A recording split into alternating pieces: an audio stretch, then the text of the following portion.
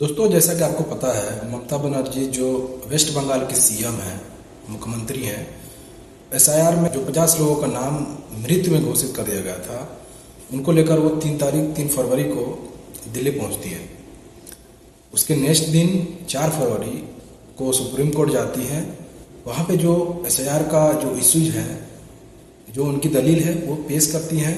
जो supreme court के chief justice लोग हैं, 3 लोग, उनके सामने जो एसआईआर में इशू आ रहा है, जो इशू हैं, वो क्या दलील पेश करती हैं, चलिए डिटेल्स में सुनते हैं। और बाद में ये भी सुनेंगे कि जो सुप्रीम कोर्ट का रिप्लाई है, यानी उनका उत्तर है, वो क्या उनका रिप्लाई मिलता है, वो सब डिटेल्स में सुनने वाले हैं।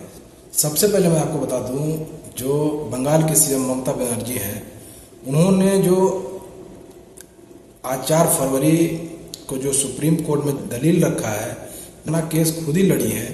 क्योंकि आपको पता होगा, जो ममता बनर्जी हैं, जो बंगाल के सीएम, उन्होंने ऑलरेडी लॉ की पढ़ाई स्टडी की हुई है।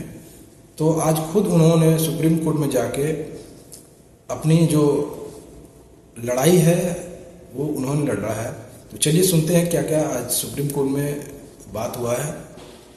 तो सुप्रीम कोर्ट में ममता बनर्जी ने सबसे पहले बोला है कि जो एसआईआर का प्रक्रिया है, उसका केवल एक ही लक्ष्य है, वो है लोगों का नाम हटाना, यानी डिलीशन करना, ना कि उसमें कोई नया नाम ऐड करना है, ना कुछ जो गलत है उसको सही करना है।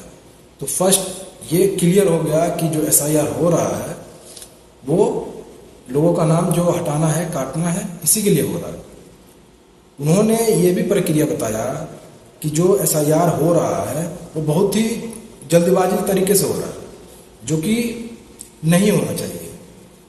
जो एसआईआर हो रहा है उसके लिए पर्याप्त टाइम चाहिए, लेकिन वेस्ट बंगाल में बहुत ही जल्दबाजी कर रहे हैं। क्योंकि आपको मालूम है 2026 में वेस्ट बंगाल का चुनाव होने वाला है। तो शायद हो सकता है इसी के अकॉर्डिंग ये जो एसआईआर हो रहा है वो बहुत जल्दी हो रहा हो। उसमें एक और क्वेश्चन है, अगर ये प्रक्रिया सही है, जो जल्दबाजी हो रहा है एसआईआर में, ये प्रक्रिया सही है, तो वेस्ट बंगाल में क्यों हो रहा है? असम में होना चाहिए, क्योंकि असम में भी 2026 में चुनाव है। तो इनकी जो बातें हैं वो सही है। अगर इस हिसाब से प्रक्रिया सही है तो दोनों जगह होना चाहिए, असम में और वेस्ट बंगाल दोनों में होना चाहिए। लेकिन वेस्ट बंगाल में क्यों हो रहा है, ये भी क्वेश्चन है। या तो दोनों तरफ कराएं, असम और वेस्ट बंगाल में, मगर ऐसा नहीं हो रहा। वेस्ट बंगाल में क्यों हो रहा है, ये एक क्वेश्चन है। ममता बनर्जी ने कोर्ट से कहा, कई असली जो मतदाता हैं, जिनकी मतदाता ऑलरेडी है, वो उनको सूची से हटाया जा रहा है। ऐसा नहीं होना चाहिए। उन पर मिसमैच के नाम पर अंकुश लगाया जा रहा है, यानी ब्लेम किया जा रहा है कि उनका नाम जो है मिसमैच है। उदाहरण के तौर पर हम देखते हैं, शादी के बाद स्त्री का नाम बदल जाता है, यानी कई मामलों में देखते हैं आप कि जो हस्बैंड का नाम है वो साथ में जुड़ जाता है। कई लोग हैं घर बदल लेते हैं, काम के लिए कहीं दूसरे जगह जाते हैं। ये जो मामूली बदलाव हैं, इसको मिसमैच बताकर नाम हटा रहे हैं। ये गलत और अन्यायपूर्ण है, यानी कि ये रॉन्ग है। जो प्रोसेस है ये रॉन्ग है। ममता बनर्जी ने कोर्ट को बताया कि लोगों का नाम में जो छोटी छोटी स्पेलिंग मतभेद है, यानी मान लीजिए दत्ता बोलता है तो कोई लिखता है DATTA दत्ता, और कोई लिखता है DUTTA। तो ये लॉजिकली सही नहीं है। जो हम नाम हटा रहे हैं थोड़ी सी जो मिसमैच के लिए, वो लॉजिकली सही नहीं है। इसको रोका जाए, क्योंकि इसका जो प्रभाव है अधिकतर मतदाता हटाए जा सकते हैं। तो ये छोटी छोटी मिस्टेक के द्वारा जो मतदाता का नाम हटाया जा रहा है, ये अन्यायपूर्ण है। उसके बाद उन्होंने बताया उदाहरण के तौर पे कि जो आधार है या अन्य कोई वैध दस्तावेज है, उसको मान्य नहीं किया जा रहा है, यानी स्वीकार नहीं किया जा रहा है कि आधार एक वैध दस्तावेज है इंडिया का, तो इसको मानना चाहिए। लेकिन एसआईआर का जो प्रक्रिया है उसमें नहीं माना हो रहा। तो आधार कार्ड क्यों बनवाया है? हर काम में आपको आधार चाहिए, लेकिन एसआईआर में क्यों नहीं चाहिए, ये भी एक सवाल है। उन्होंने यहाँ तक भी बोला जो चुनाव आयोग है वो चुनाव आयोग नहीं है। उन्होंने चुनाव आयोग को व्हाट्सएप आयोग बोला है। ये सोचने वाली बात है। जो व्हाट्सएप यूनिवर्सिटी हम आज तक नाम सुने थे, अब चुनाव आयोग का नाम व्हाट्सएप आयोग रखा गया है। ये बहुत बड़ी बात है। लोगों को कैसे सोचना चाहिए। अगर चुनाव आयोग क्यों गलत कर रहा है, अगर ज्ञानेश कुमार गलत कर रहे हैं चाहे सही कर रहे हैं तो खुल के बात करें। उनका कोई प्रक्रिया नहीं है। ऑलरेडी ममता बनर्जी बता चुकी हैं, मैंने 6 बार ऑलरेडी मेल करके जो भी इश्यूज है उसको क्लियर किया है, मगर आज तक कोई रिप्लाई नहीं आया। तो ज्ञानेश कुमार कर क्या रहे हैं, ये भी सोचने वाली बात है। यहाँ तक ममता बनर्जी बोलती हैं कि सर आप इस मामले में नहीं सुनेंगे तो कौन सुनेगा। हमने हर जगह जो भी कोशिशें करनी थी कर ली, लेकिन हमारा कोई सुन नहीं रहा है। तो आज हम सुप्रीम कोर्ट आए हैं, जो आपसे आस है कि आप इसका जज करेंगे, तो हम इसीलिए आपके पास आज अपनी जो दलील है पेश करना चाहते हैं। आगे वो कहती हैं चुनाव आयोग सिर्फ व्हाट्सएप के जरिए सूचना भेज रहा है और जो असली मुद्दा है उसे नज़रअंदाज कर रहे हैं, यानी हटा रहा है। तो ऐसा नहीं होना चाहिए। उनका कहना है जो असली मतदाता हैं उनको नुकसान पहुंचा रही है। उन्होंने ये भी कहा कि जो अस्थायी जो मतदाता हैं उनकी नाम चेक कर रहे हैं, तो केवल बंगाल में क्यों लगा जा रहा है, ये असंवैधानिक है। उन्होंने ये भी कहा केवल बंगाल के नियम क्यों लागू हो रहे हैं, सभी जगह होना चाहिए। इनकी बातें सही हैं। अगर आप SIR कर रहे हो, जो भी कुछ उसमें नियम लागू कर रहे हो, तो पूरे जगह होना चाहिए, पूरे इंडिया में होना चाहिए। क्यों बंगाल में क्यों हो रहा है, क्योंकि वहाँ पे चुनाव है। चुनाव अगर है तो असम में भी है, असम में भी लागू होना चाहिए, क्यों नहीं हो रहा।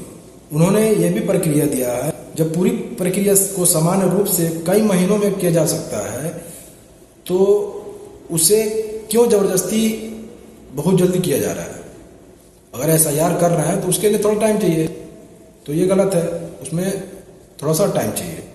इसके बाद जो सुप्रीम कोर्ट का प्रक्रिया आया है, जवाब आया है, उसको सुन लेते हैं। सुप्रीम कोर्ट ने सुनवाई के दौरान कहा कि जो नामों में मामूली स्पेलिंग है, जैसे Datta Datta DATTA, another DUTTA, ऐसे जो मीनिंग्स हैं, मिस्टेक्स हैं, उनको मतदाता सूची से नहीं हटाना है। ये सख्त निर्देश है।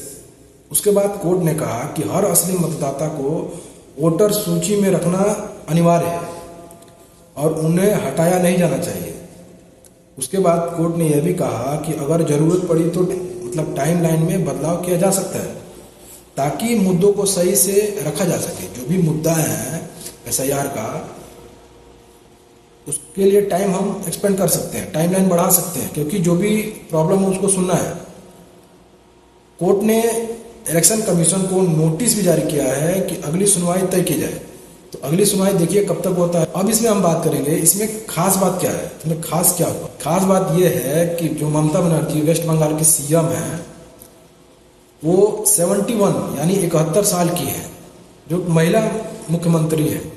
उनके पास इतना हिम्मत है जो आज खुद अपना जो प्रक्रिया है सुप्रीम कोर्ट में जाके आज बोल के आई है। ये सोचने वाली बात है, बहुत बड़ी बात है। लेकिन ममता बनर्जी का एक जज्बा है, ये खुलकर सामने आ रही है। जो भी गलत काम हो रहा है बहुत अच्छे तरह से सामने आ रही है। तो ममता बनर्जी पहली ऐसी मुख्यमंत्री के रूप में सुप्रीम कोर्ट में वकीलों की तरह अपनी दलील पेश कर रही हैं। यह घटना राजनीतिक इतिहास में बहुत बड़ी मानी जाएगी, क्योंकि इतिहास जो आने वाला है, आप देखेंगे इंडिया आज़ाद हुए 75 साल समथिंग हो गया है, लेकिन आप देखेंगे ऐसा कभी प्रक्रिया नहीं हुआ है जो एक मुख्यमंत्री, जो लेडीज मुख्यमंत्री है, महिला, ऐसे अपनी दलील सुप्रीम कोर्ट में खुद जाके पेश कर रही है। तो इतिहास में इनका नाम जरूर लिखा जाए। ममता बनर्जी ने कोर्ट से एक अपील और भी की है कि लोकतंत्र को बचाने की जो अपील है वो जरूर होना चाहिए। जो मतदाता सूची में वैध मतदाता है यानी ओरिजिनल मतदाता है, उनका सूची में नाम होना चाहिए, ना कि हटाना चाहिए। तो इस पूरी प्रक्रिया में मैं ममता बनर्जी को दाद देना चाहता हूँ, जो बंगाल के CM है, 71 साल की हो गई है, एक महिला मुख्यमंत्री, इतना हौसला वाला, इतना जज्बा, वो राजनीतिक पक्ष के लिए नहीं, अपने राजनीतिक फायदे के लिए नहीं, इंसानों के हक के लिए, जो बंगाल के नागरिक हैं उनके लिए लड़ रही है। तो मैं जितने भी राज्य के मुख्यमंत्री लोग हैं उनको बोलना चाहता हूँ, अगर आपको भी लगता है गलत है तो आप भी लड़ाई लड़िए। ये अपने हक की लड़ाई है, ये लोकतंत्र की लड़ाई है। आपको लड़ना होगा। अगर प्रक्रिया ये जो सही है SIR का, तो बंगाल में क्यों हो रहा, ये भी पूछने वाली बात है। बंगाल में हो रहा तो असम में होना चाहिए, क्योंकि 2026 में दोनों जगह इलेक्शन है। तो ये क्वेश्चन है इलेक्शन कमीशन से, सुप्रीम कोर्ट में दलील पेश किया गया है, उसका आप जवाब दें।